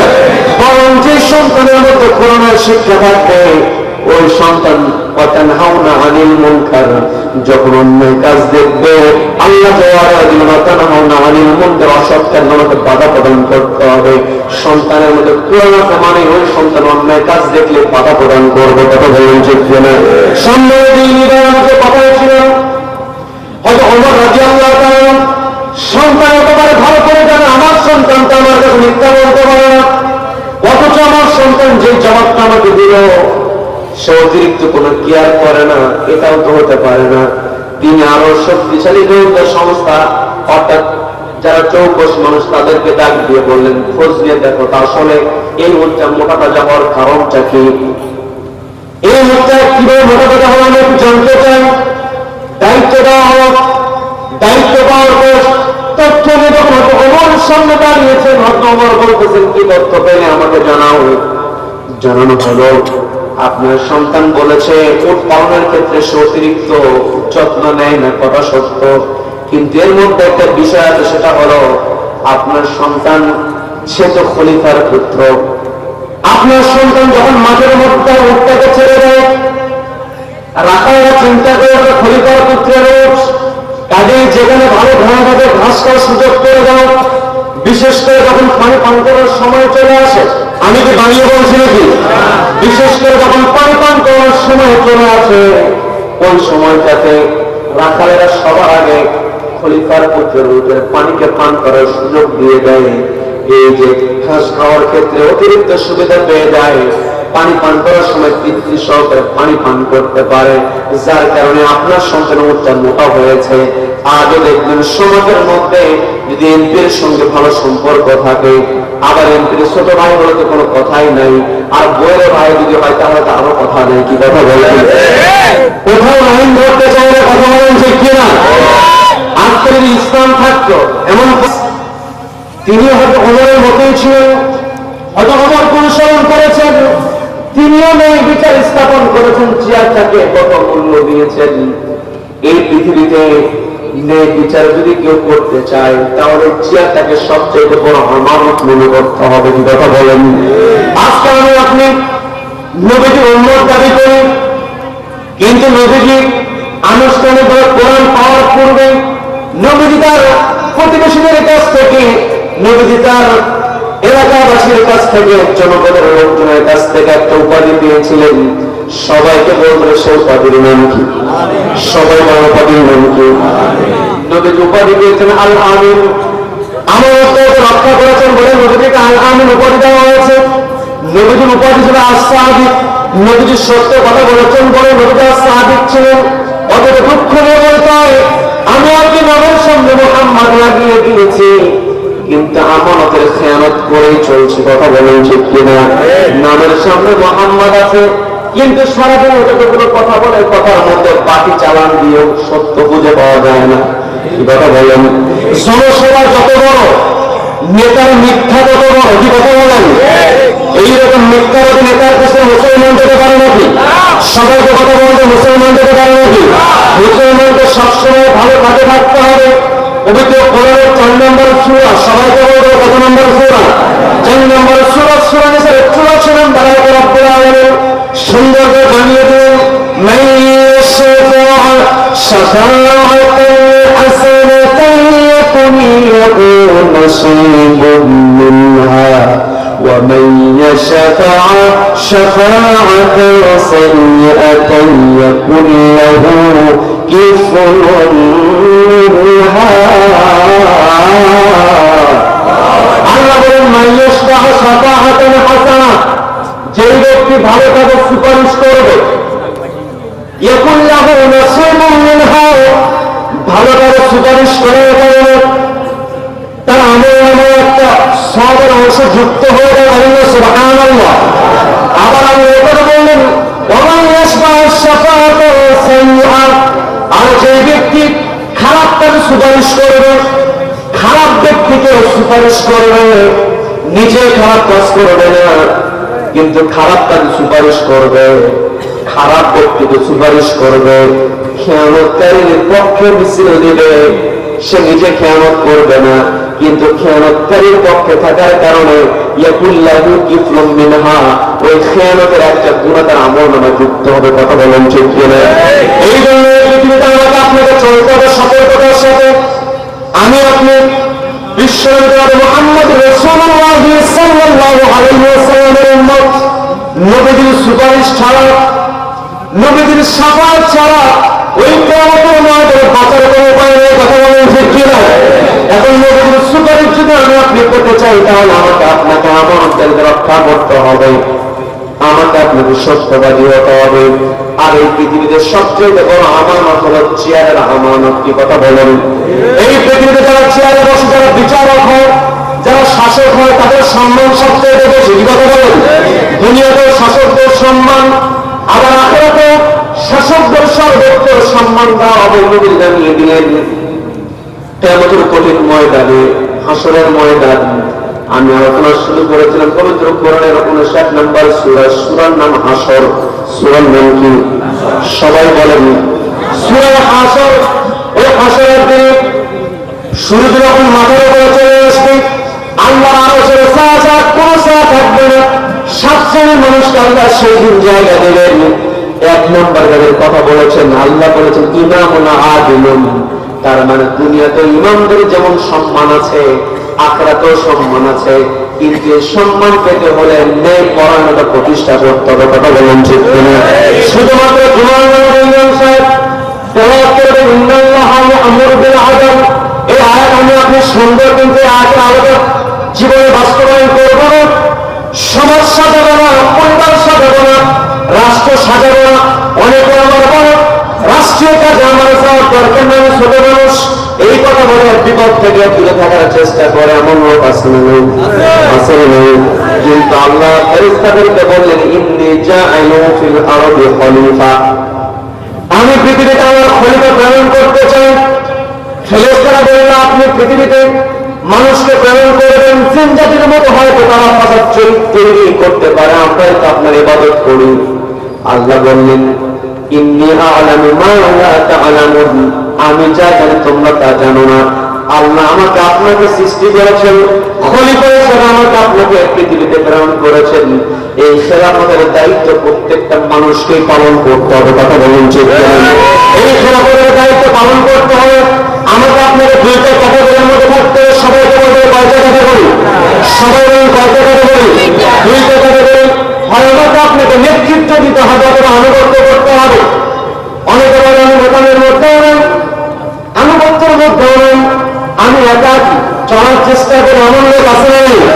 তার মানে কিয়ামতের কঠিন ময়দানে আল্লাহ রাব্বুল আলামিন মানুষকে ডাকবেন ইয়াওমা নাদউ কুল্লা উনাসিন বিইমামিহিম। আল্লাহ রাব্বুল আলামিন নেতৃত্বের জায়গায় দিন আমাকে আপনাকে আল্লাহ বসিয়ে দেন। আমাকে আপনাকে নেতৃত্ব দিতে হবে একটি কিতাবের আলোকে। সেই কিতাবের নাম কি? নবীজি বলেছেন মান জাআলাহু আমামাহু, যেই ব্যক্তি কোরআনকে বানিয়ে নেবে তার ইমাম। আমি আপনি যদি সমাজের ইমাম হয়ে যায়, আমি আপনি যদি রাষ্ট্রের ইমাম হয়ে যায়, আমার ইমাম হবে কোরআন। কথা বলেন ঠিক কিনা? তার মানে আমি আপনি নেতৃত্বের জায়গায় থাকি, আমাকে আপনাকে কোরআন আমাকে নেতৃত্ব দিতে হবে। আর যদি আল্লাহ আমাকে আপনাকে নেতৃত্বের গুণাবলী না দেন, তাহলে আমাকে আপনাকে আনুগত্য করতে হবে এমন নেতার, যেই নেতার মধ্যে আছে একটি কিতাব, সেই কিতাবের নাম কি? কোরআন। যেই নেতার মধ্যে নেই, মুসলমান সেই নেতার ভিতরে যেতে পারে না। কথা বলেন ঠিক কিনা? যে নেতার কাছে কোরআন নেই, মুসলমান ওই নেতার জন্য সুপারিশ করতে পারে না। কি কথা বলেন? এই জন্য আমাকে আপনাকে সচেতন হতে হবে। ওমর ইবনে আব্দুল আজিজ তিনি তার চেয়ারের আমানতটা কেমন করে রক্ষা করেছিলেন? ওমর রাদিয়াল্লাহু তাআলা তার চেয়ারে বসেছেন, ছেলে অতিরিক্ত সুবিধা নিয়েছেন, সেই সুবিধা রাষ্ট্রীয় পোশাকে জমা দিয়ে দিয়েছেন একমাত্র তার ভয়ে। আল্লাহকে ভয় করে। আবার ওমর ইবনে আব্দুল আজিজ রাহিমাহুল্লাহ তিনি কেমন আদালত কায়েম করেছেন। তিনি একবার রাতের বেলা জেলখানার কর্মকর্তাদের তিনি একটা মিটিং করছেন। রাষ্ট্র পরিচালনার জেলখানার দরকার আছে না নাই? সবাইকে বলতে আছে নাই? এই জেলখানায় ভালো মানুষ থাকবে না খারাপ মানুষ? সবাইকে বলতে ভালো মানুষ না খারাপ মানুষ? বদমাইশ গুন্ডা এগুলো থাকবে, কিন্তু জেলখানার মধ্যে যদি গুন্ডা বদমাইশ না থেকে বাইরে ঘুরে বেড়ায়, আর জেলখানার মধ্যে যদি ভালো মানুষ থাকে, তাহলে বুঝতে হবে রাষ্ট্রের চেয়ারে জালিম বসে আছে। কথা বলেন জালিমের সিংহাসন কখনো স্থায়ী হতে পারে না। কথা বলেন ঠিক কিনা? এই যে সিরিয়ার সম্প্রতি বাশার আল আসাদ আমাদের ওই পালিয়ে যাওয়া লেডি ফেরাউনের মধ্যে সেও পালিয়ে গিয়েছে। কি কথা বলেন? কারণ যারা খনন করে এরা হয়তো চেষ্টা করে মানুষ মারার চেষ্টা করে। ওই সিরিয়াতে বাশার আল আসাদ লক্ষ লক্ষ মানুষ হত্যা করেছে। আমার দেশে লক্ষ লক্ষ মামলা দিয়া ওই লেডি ফেরাউন তার চেয়ারটাকে টিকিয়ে রাখার চেষ্টা করেছে, কিন্তু সকল ক্ষমতার মালিকানা একজনের হাতে। তিনি কে? আল্লাহ যাকে ইচ্ছা ইজ্জত দিতে পারেন, অত দিল্ল মহাকাশা আল্লাহ যাকে ইচ্ছা বেইজ্জত করতে পারেন। কথা বলেন ঠিক কিনা? আমার দেশে বসে সর্বোচ্চ চেয়ার বসে নিজের দেশটাকে একেবারে এই দেশটাকে নিজের পাপের দেশ মনে করে নিয়েছিল। কথায় কথায় শুধুমাত্র নিজের চেষ্টার কথা বলতো। এই দেশে তার মতো একজন প্রধানমন্ত্রী ছিলেন, তিনিও ছিলেন মহিলা। ওই তাকেও চেয়েছিল পদ্মা সেতু থেকে চুপিয়ে মারার জন্য। চুবায় বেশিক্ষণ থাকা যাবে না, ওই ইউনুসকে চুবায় আবার তুলতে হবে। আজকে সেই ইউনুসকে আল্লাহ সর্বোচ্চ চেয়ারে বসিয়ে দিয়েছেন। কথা বলেন ঠিক কিনা? তোমাকে করে বিপদে করে ইউনুস করতে হয়, কি কথা বলেন? সেখানে কোরআন থেকে ইউনুস কথা বলেন। তার মানে তারা জালিম হবে, এদের পালানোর কোনো সুযোগ নেই। কথা বলেন? এই নবী কোরআনকে বাংলার শুনে রয়েছে, সর্বোচ্চ শাস্তি নিশ্চিত করতে হবে।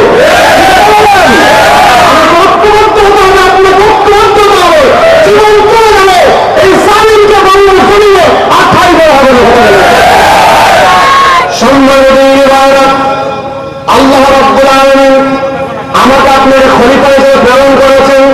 এই খেলাফতের দায়িত্ব হয় নেতৃত্বের জায়গায় গিয়ে আমাকে আপনাকে পালন করতে হবে, অথবা আনুগত্যের জায়গায় গিয়ে আমাকে আপনাকে আনুগত্য করতে হবে। কিন্তু আমার আপনার আনুগত্যের ভিত্তি হবে একটি কিতাব, সেই কিতাবের নাম বলতে নিয়েছিলেন ওমর ইবনে আব্দুল আজিজ। তিনি জেলখানার কয়েদিদের, জেলখানার কর্মকর্তাদেরকে নিয়ে রাতের বেলা একটা মিটিং করছেন। রাতের বেলা চেয়ারদের সঙ্গে তিনি বৈঠক করছেন, গুরুত্বপূর্ণ বৈঠক চলছে। চলতে চলতে হঠাৎ করে একজন প্রশ্ন করলেন, আপনার শরীরটা কেমন, পরিবারের সদস্যরা কেমন আছে? তার মানে দীর্ঘদিন পর কারোর সঙ্গে দেখা হলে আমরা কুশল বিনিময় করি। কথা বলেন ঠিক কিনা? একটা মেম্বার আছে, তার সামনে আমরা কথা বলতে পারি, এটাকে ভণ্ড মনে করি। কি কথা বলেন? সেখানে দেশের খলিফা ওই মিটিং করতে করতে একজন খলিফার দৃষ্টি আকর্ষণ করে বলছে, আপনার শরীরটা কেমন, কেমন আছেন, পরিবারের সদস্যরা কেমন আছে? প্রশ্ন করা হয়েছে।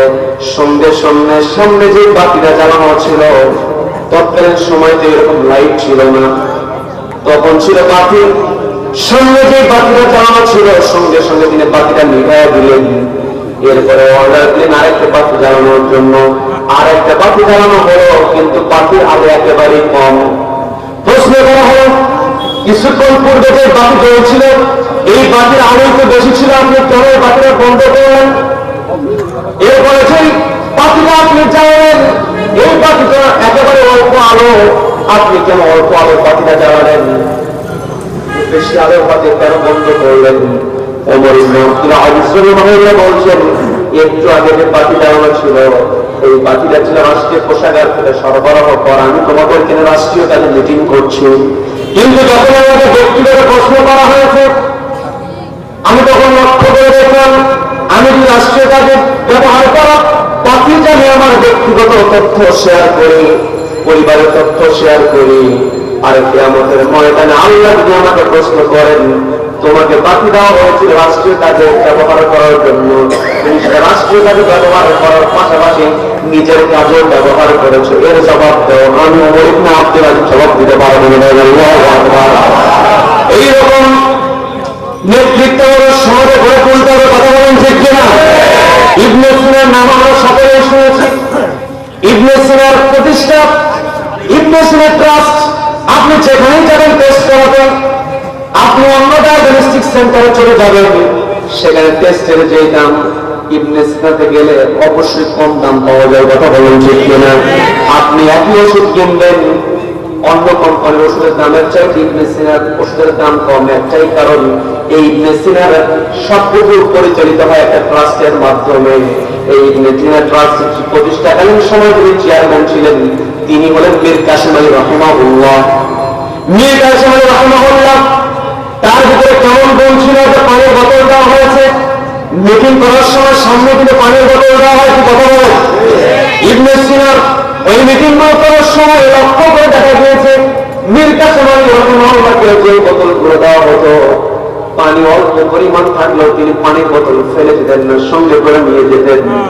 একদিন একটা মিটিং শেষ করে আরেকটা মিটিং এ যাবেন, পাশেই যাবেন, বলা হলো এই পানির বোতল সেখানেও দেওয়া আছে, বোতলটা নেওয়ার দরকার নেই, সামান্য মতো পানি আছে, বোতলটা রেখে দেন। মীর কাসেম আলী বললেন, তুমি তো তোমার কথাটা সহজে বলে ফেলেছ, কিন্তু এই বোতলে আমার সামান্য যে পানি আছে, এই পানিটা আমি আমার টাকা দিয়ে কিনি নাই, ট্রাস্টের টাকায় কিনা। বলেন আল্লাহু আকবার। আমার ব্যক্তিগত টাকা এই পানি আমি কিনে নেই, এই ট্রাস্টের টাকা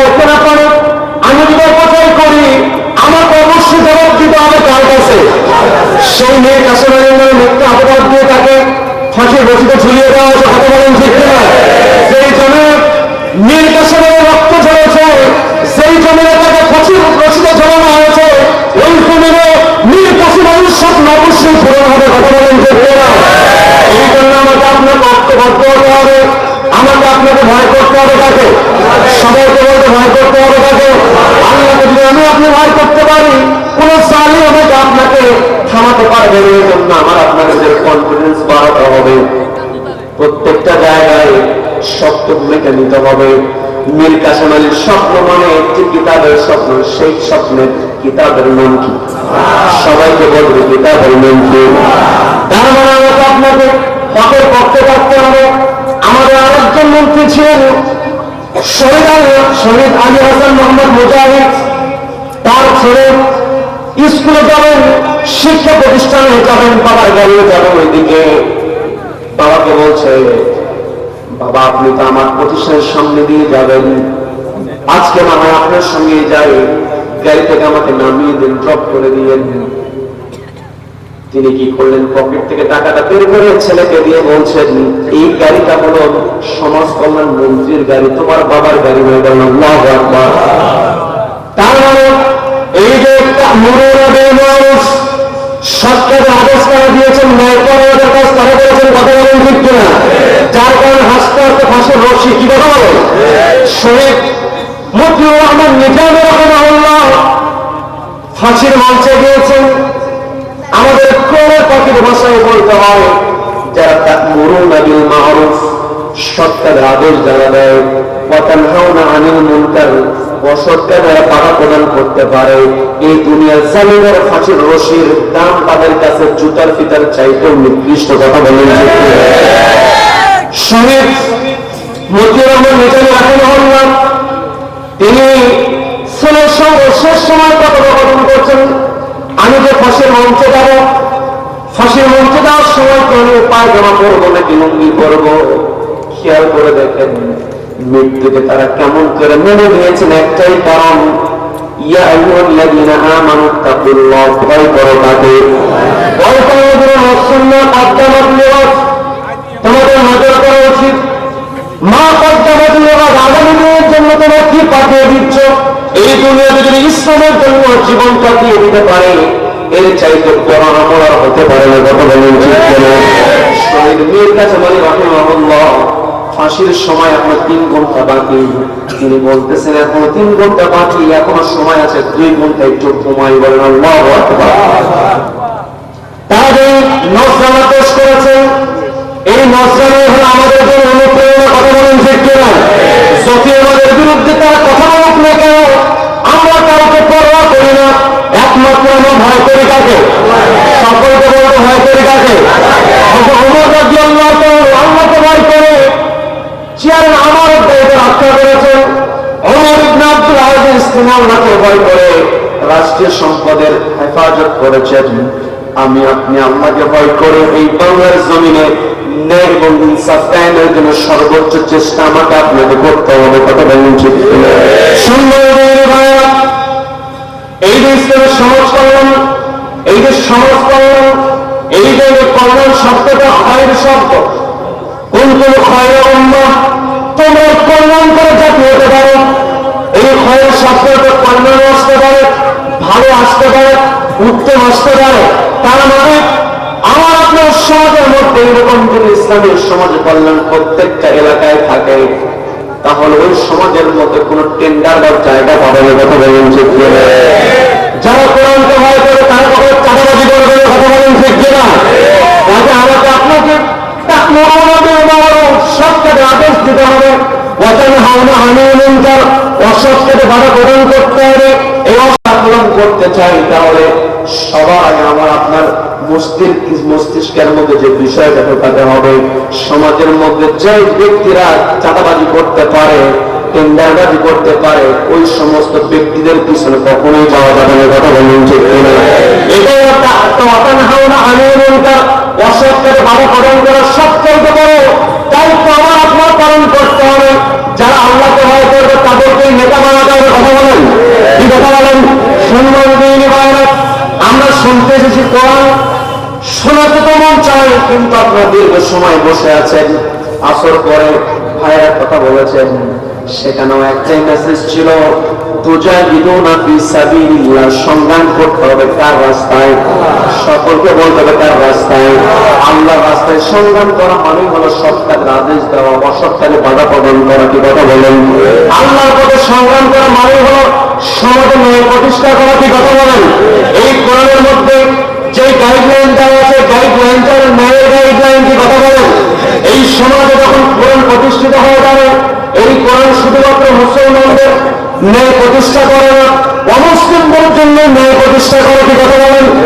এই কোরআন এমন একটি কিতাব, হয়তো ওমরের কথা হয়তো বলতে নিয়েছেন, হয়তো ওমর রাদিয়াল্লাহু তাআলা আনহু তিনি যখন শাসন করেছেন, তার শাসন আমলে যেই আবু লুলুল উপাসক হয়তো ওমরকে হত্যা করতে শহীদ করে দিয়েছে, ওই আবু লুলুল যখন সফল ব্যবসা ছিল, সে তো খঞ্জর বানাতো, ধারালো অস্ত্র বানাতো।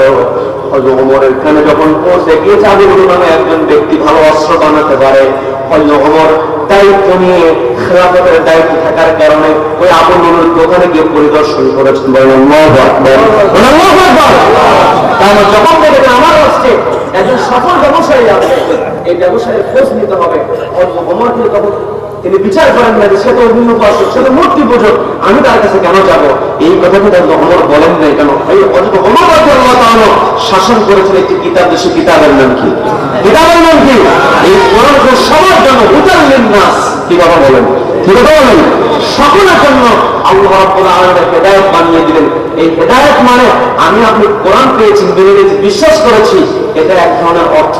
আর একটা অর্থ, হেদায়েত মানে এই পৃথিবীতে যতগুলো মানুষ থাকবে, সে যে ধর্মেরই হোক না কেন, তাকে তার অধিকার পৌঁছায় দিতে হবে। এটাই সবচেয়ে বড় হেদায়েত। কি কথা বলেন? কাজেই আমাদের দেশে ভুল বোঝানো হয়, বলা হয় যে কোরআন যদি চলে আসে তাহলে অন্য ধর্মের লোকেরা কি করবে? এই যে গোটা দেশের মধ্যে আমার চিটাগাঁয়ের মানুষ আপনারা দেখেছেন, এই চিটাগাঁয়ে যে হত্যাকাণ্ডের ঘটনা ঘটেছে, একজন আইনজীবীকে হত্যা করা হয়েছে। যদি আসলে আমরা উগ্র হতাম, আমরা যদি চাইতাম, আমরা কিন্তু দেশের মধ্যে অন্য বিশৃঙ্খলা করতে পারতাম, কিন্তু বিশৃঙ্খলা আমরা করি নাই। কার ভয়? কার ভয়? কারণ এই পৃথিবীতে আমাকে আপনাকে ন্যায় প্রতিষ্ঠার সর্বোচ্চ প্রচারণা পেশ করতে হবে, দৃষ্টান্ত পেশ করতে হবে, তবে আমি আপনি সফল। কি কথা বলেন? নবীজি এমন কথা বলেছেন, যে ব্যক্তি অন্য ধর্মের মানুষকে নিরাপত্তা দিতে পারবে না, অর্থাৎ তারপর জুলুম করবে, একজন অন্য ধর্মের মানুষকে বিধান রেখে যদি কেউ জুলুম করে, তাহলে সে জান্নাতের ঘ্রাণ পর্যন্ত হবে না। বলেন আল্লাহু আকবার, আল্লাহু আকবার। নবী বললেন তার দূরত্ব তৈরি হয়ে যাবে 40,000 মাইল দূরত্ব হয়ে যাবে জান্নাত থেকে। তার মানে যেই ব্যক্তি একজন বিধর্মীর উপরে জুলুম চালাবে, ওই ব্যক্তি যতই নামাজ পড়ুক না কেন, ও কখনো জান্নাতে প্রবেশ করতে পারবে না। কি কথা বলেন? কি কথা বলেন? তার মানে যারা মুসলিম ভাইরা আছেন, আপনারা ওই উগ্রদের, ওরাই তো মূলত উগ্র। কি কথা বলেন? কি কথা বলেন? ওরা দেশটাকে লুটো করে খেতে চায়। কথায় কথায় বলে যে আমরা দেশের সেবা করি, কিন্তু দেশের সেবা করে না, দেশের সেবা করে। কি কথা বলেন? কি কথা বলেন? জনগণকে ওরা শাসন করতে শোষণ করে। কি কথা বলেন? কি কথা বলেন? জনগণের শাসন তখনই প্রতিষ্ঠা হবে, সৎ শাসন তখনই প্রতিষ্ঠিত হয়ে যাবে, জুলুম তখনই দূর হবে যখন একটি কিতাব পাঠানো হবে। সেই কিতাবের নাম কি? কিতাবের নাম কি? এই কিতাবের পক্ষে আমাকে আপনাকে থাকতে হবে। আল্লাহ বললেন শাফাআতান হাসানা, যেই ব্যক্তি ভালো কাজে সুপারিশ করবে, ইয়াকুল্লাহু নাসিবুম মিনহা, ভালো কাজে সুপারিশ করার কারণে তার আমল নামে একটা সওয়াবের অংশ যুক্ত হবে। আর এই পৃথিবীর সর্বশ্রেষ্ঠ হাসানা, সর্বশ্রেষ্ঠ ভালো হলো একটি কিতাব, সেই কিতাবের নাম কি? তার মানে আমাকে আপনাকে সুপারিশ করতে হবে এই কিতাবের। এই কিতাবের সুপারিশ যদি আপনি করতে চাই, তাহলে ভয় করতে হবে কাকে? কাকে ভয় করতে হবে? আল্লাহ বললেন ইয়া আইয়ুহাল্লাযীনা আমানু তাকুল্লাহ, তোমরা যারা ঈমান আনয়ন করেছো, আমি আল্লাহ আমাকে ভয় করো। ওয়াল তাউযুনা নাফসুম মা কদ্দামাত লিগাদ, আগামী দিনের জন্য কোন কাজগুলো পাঠিয়ে জমা করছো, এই কথা বলার পর আল্লাহ আবারও বলেন ওয়াত্তাকুল্লাহ, আল্লাহকে ভয় করো। শুরুতেও ভয় করেছেন আল্লাহকে ভয় করো, মাঝে আল্লাহ যে কথা বলেন কোন কাজগুলো জমা করছো, আমি আপনি যদি আমল নামাতে তা বলুন না বিল মারুফ, সৎ কাজের আদেশের কাজ যদি জমা করতে পারি, অতান হাও না আনিল মুনকার, অসৎ কাজে বাধা প্রদানের কাজ যদি আমি আপনি করতে পারি, তাহলে ওয়ালতানজুর নাফসুম মা কদ্দামাত লিগাদ, আগামী দিনে যে আমল নামা আমি আপনি গুছিয়ে রাখছি, এটা আমার আপনাদের জান্নাতে প্রবেশের ওসিলা হবে। কথা বলেন ঠিক কিনা? কাজে এই পৃথিবীতে আমরা এসেছি আল্লাহকে ভয় করব, আগামী দিনের জন্য আমি আপনি যেটাই জমা করবো সেই জমাটা হবে সৎ কাজের আদেশ দেওয়া, অসৎ কাজে বাধা প্রদান করা। আর এটা করতে হলে মিনুনা বিল্লাহ, ঈমান আনতে হবে তার উপরে। তার উপরে আল্লাহর প্রতি যার ঈমান আছে ওই ব্যক্তি অবশ্যই সৎ কাজের আদেশ দিবে, অসৎ কাজে বাধা প্রদান করবে। আর সেই ব্যক্তি সৎ কাজের আদেশ দেবে না, অসৎ কাজে বাধা প্রদান করবে না, ওই ব্যক্তি যত ইমানদার দাবি করুক না কেন ও কখনো ইমানদার হতে পারে না।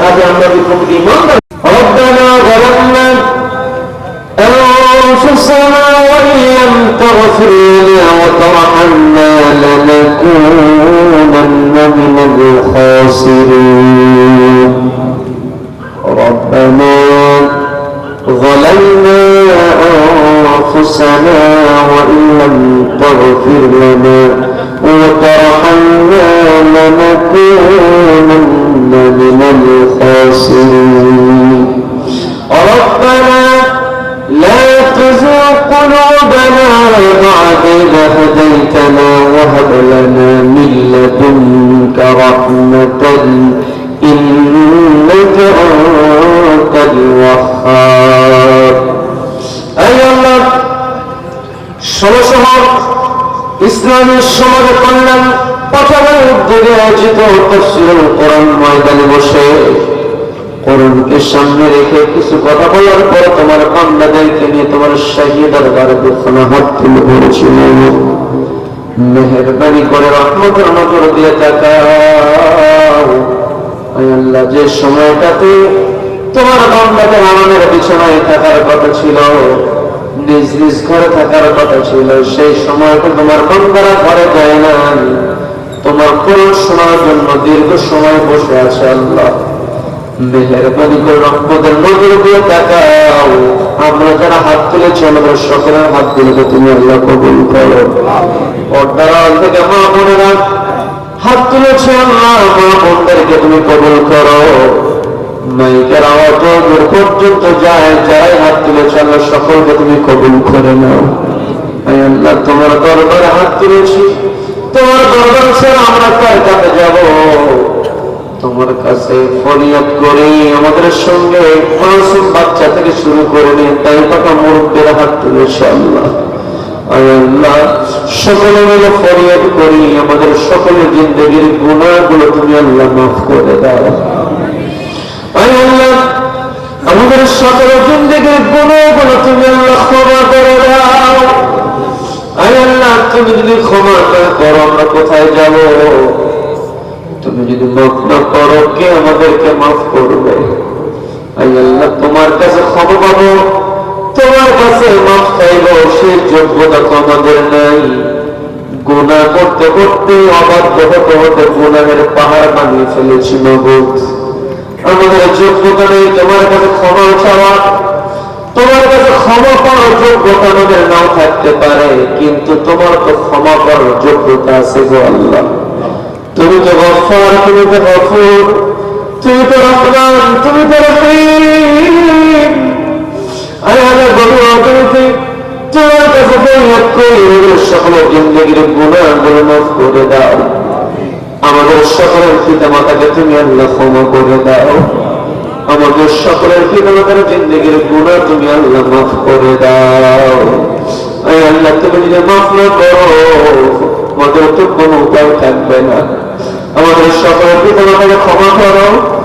আমাদের অনেকের পিতা মাতা অন্ধকারে কবরে চলে গিয়েছেন, ওই কবরবাসী পিতা মাতার জিন্দগির গুনাহগুলো মাফ করে দিয়া কবরগুলোকে তুমি আল্লাহ জান্নাতের সঙ্গে সংযুক্ত করে দাও। কবরবাসী পিতা মাতার কবরগুলোকে তুমি আল্লাহ জান্নাতের সঙ্গে সংযুক্ত করে দাও। আল্লাহ তুমি হাত তুলে ফরিয়াদ করে আমাদের অসুস্থ পিতা মাতাকে তুমি সুস্থবান করে দাও। জীবিত পিতা মাতাকে ইসলামের উপর চলে ইমান নিয়ে কবরে দেওয়ার তৌফিক তুমি আল্লাহ দান করো। জীবিত মৃত সকল পিতা মাতাকে তোমার রহমতের চাদরে তুমি আল্লাহ ঠেকিয়ে রাখো। রব্বির হামহুমা كما ربياني صغيرا رب ارحمهما كما ربياني صغيرا সবাই করুন رب ارحمهما كما ربياني صغيرا আয় আল্লাহ দুটো হাত তুলে ফরিয়াদ করে আমাদের মধ্যে যারা অসুস্থ আছে মেহরবানি করে সুস্থ প্রদান করে দাও ঋণগ্রস্তদের ঋণ পরিশোধ ব্যবস্থা করে দাও বেকারদের পরাশ্রয় নাও রোজগার দিতে করে ফয়সালা দান করো যে যে বিপদে আছে বিপদ থেকে তুমি আল্লাহ উদ্ধার করে দাও আয় আল্লাহ তোমার কাছে ফরিয়াদ করি এই মাহফিলের আয়োজন করতে গিয়ে যারা কষ্ট করেছেন আল্লাহ কষ্ট করে তোমরা যেন ছিলেন সেটা কবুল করো আয় আল্লাহ এই মাহফিল বাস্তবায়ন করতে গিয়ে কেউ সময় দিয়েছেন কেউ বুদ্ধি দিয়েছেন কেউ অর্থ দিয়েছেন আল্লাহ মেহরবানি করে যার যে কন্ট্রিবিউশন যার যা চেষ্টা করে তোমরা যেন তুমি আল্লাহ কবুল করে দাও বিশেষ করে ইসলামের সমাজ কল্যাণ পাঠাগারের সঙ্গে যারা সম্পৃক্ত আয় আল্লাহ সকলকে তুমি কবুল করো এলাকার যুব সমাজকে তুমি আল্লাহ কবুল করে নাও এলাকার মুরব্বিদের উপর তোমার খাস রহমত নাজিল করো আয় আল্লাহ এই এলাকার উপর তোমার রহমত নাজিল করো এই এলাকাকে তোমার রহমতের চাদরে তুমি আল্লাহ ঢেকে রাখো আয় আল্লাহ প্রবাসী ভাইরা প্রবাস জীবন যাপন করে পরিবারের ছেড়ে কষ্ট করে প্রবাস জীবনে থাকে গো আল্লাহ ওই প্রবাসী ভাইদের জন্য তোমার কাছে ফরিয়াদ করি ওই প্রবাসী ভাইদের প্রবাস জীবনটাকে তুমি আল্লাহ সহজ করে দাও প্রবাসী ভাইদের পরিবারের প্রতি খাস রহমত নাজিল করো আল্লাহ আমি আল্লাহ থেকে হাত তুলে বেড়েছি আমার পূর্বে কথা বলেছেন মাওলানা লোকমান হাকিম ভাইকে তুমি আল্লাহ কবুল করো ভাই আল্লাহ আপনি তোমার কণ্ঠটাকে ইসলামের জন্য কবুল করো ভাই আল্লাহ কথা বলেছেন মাওলানা সিরাজুল ইসলাম ফিরোজ ভাই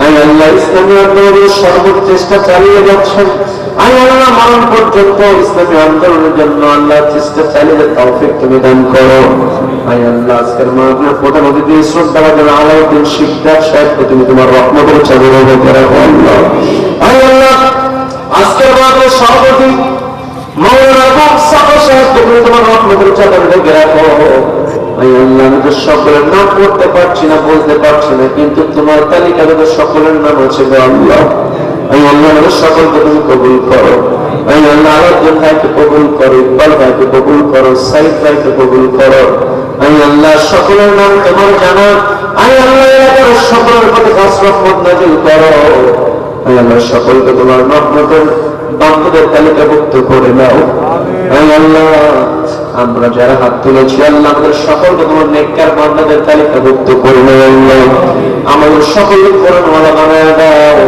আমাদের সকল অন্তর তোমার ভয় পয়দা করে দাও আখিরাতের জীবনকে সাজানোর জন্য যেন আমাদের কর্মসূচি গ্রহণ করতে পারি সেই তৌফিক দান করো আই আল্লাহ তোমাকে ভয় করে আমাদের সকলকে সৎ কাজের আদেশের কর্মী হিসেবে কবুল করো অসৎ কাজে বাধা প্রদানে ঈমান তুমি আমাদেরকে দান করো আল্লাহ আই আল্লাহ যদি হাত তুলে তোমার কাছে ফরিয়াদ করি আমাদের অনেকের দাদা দাদি নানা নানি চাচা চাচি ফুফা ফুফু খালা খালো ভাই বোন আত্মীয় স্বজন অনেকেই কবরবাসী হয়েছে সকলকে ক্ষমা করো মাইকের আওয়াজ দূর পর্যন্ত যাবো কবরবাসী আছে আল্লাহ সকলকে ক্ষমা করে দাও সকল কবরকে তুমি জান্নাতের সঙ্গে সংযুক্ত করে দাও আই আল্লাহ আমাদের পরিবার সকল সদস্যদেরকে তুমি কবুল করো সকলকে পাঁচ ওয়াক্ত নামাজি বানিয়ে দাও সকল অন্তরে আল্লাহর তোমার ভয় পয়দা করে দাও আই আল্লাহ যদি হাত করে ফরিয়াদ করি আমার দেশের প্রতি আই আল্লাহ আমাদের বাংলাদেশের প্রতি তোমার খাস রহমত নাজিল করো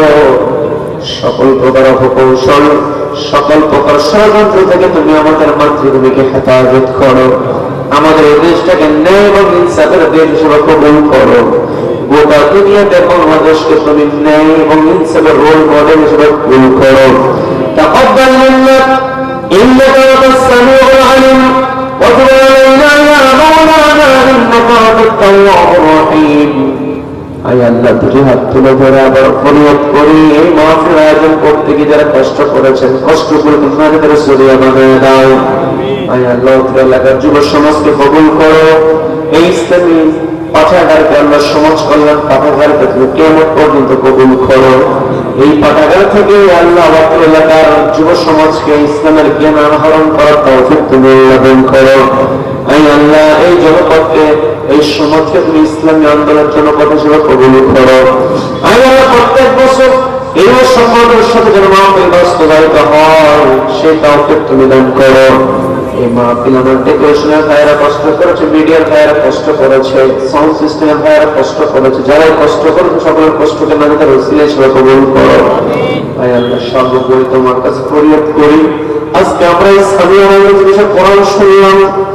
আল্লাহ কঠিন ময়দান কিয়ামতের দিন, যেই দিন তোমার আরশের ছায়া ছাড়া কোনো ছায়া থাকবে না, ওই দিন যেন আজকের মতো তোমার আরশের নিচে আমরা বসতে পারি সেই তৌফিক তুমি আমাদেরকে দান করো।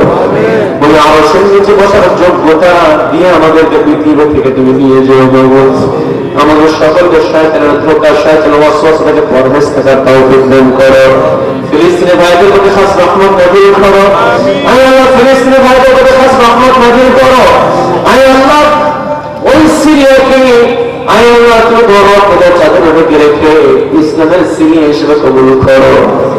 আল্লাহ ফিলিস্তিনি ভাইদেরকে তুমি পরিপূর্ণ স্বাধীন ফিলিস্তিন রাষ্ট্র উপহার দিয়ে দেয় আল্লাহ। আল্লাহ আমরা যেন মৃত্যু পর্যন্ত কোন পক্ষে চলতে পারি সেই তৌফিক তুমি আমাদেরকে দান করো। সাল্লাল্লাহু তাআলা আলা খায়রি খালকিহি মুহাম্মাদ ওয়া আলা আলিহি ওয়া আসহাবিহি আজমাইন। আল্লাহ আমাদের সঙ্গে অনেক আলেম ওলামা হাত তুলেছেন, ইসলামী আন্দোলন কর্মীরা হাত তুলেছেন, সামাজিক কর্মীরা হাত তুলেছেন। আল্লাহ সকলের হাতগুলো কবুল করো। আল্লাহ আমাদের হাতগুলোকে ফিরাইয়া দিও না। আমরা তোমার কাছে ফরিয়াদ করি, আমাদের পরিবারের সন্তান আছে, এই সন্তানগুলোকে যেন আমরা আপনাদের সন্তান হিসেবে গড়ে তুলতে পারি সে তৌফিক তুমি দান করো। আল্লাহ দুটো হাতগুলো ফরিয়াদ করে দুনিয়া ছেড়ে সকলেই চলে যাব, ওই অন্ধকারের ডাক যেদিন চলে আসবে, কবরের ডাক যখন চলে আসবে, ওই অন্ধকার কবরের ডাক যেদিন চলে আসবে, কবরের জন্য হাজির হয়ে যাবে। ওই মালাকুল মউত যখন বিশাল আকৃতিতে হাজির হয়ে যাবে তখন যেন তোমাকে স্মরণ করতে পারি। ওই মালাকুল মউতকে দেখে যেন ঘাবড়ে না যায়, মালাকুল মউতকে দেখে যেন ঘাবড়ে না যায়। ওই মালাকুল মউত হাজির হওয়ার পরে তোমাকে স্মরণ করতে করতে যেন তোমার কালাম থেকে তেলাওয়াত করতে পারি সেই সৌভাগ্য তুমি আমাদেরকে দান করো। সেইভাবে আমাদের আমল করার তৌফিক তুমি আমাদের দান করো। ওই কঠিন সময় যখন চলে আসবে, মালাকুল মউত যখন হাজির হয়ে যাবে, ওই বিষয়কে মালাকুল মউতকে দেখার পরে তোমাকে স্মরণ করতে করতে তোমার কালাম থেকে তেলাওয়াত করতে করতে আমরা সকলেই যেন জবানে উচ্চারণ করতে পারি লা ইলাহা ইল্লাল্লাহু মুহাম্মাদুর রাসূলুল্লাহ।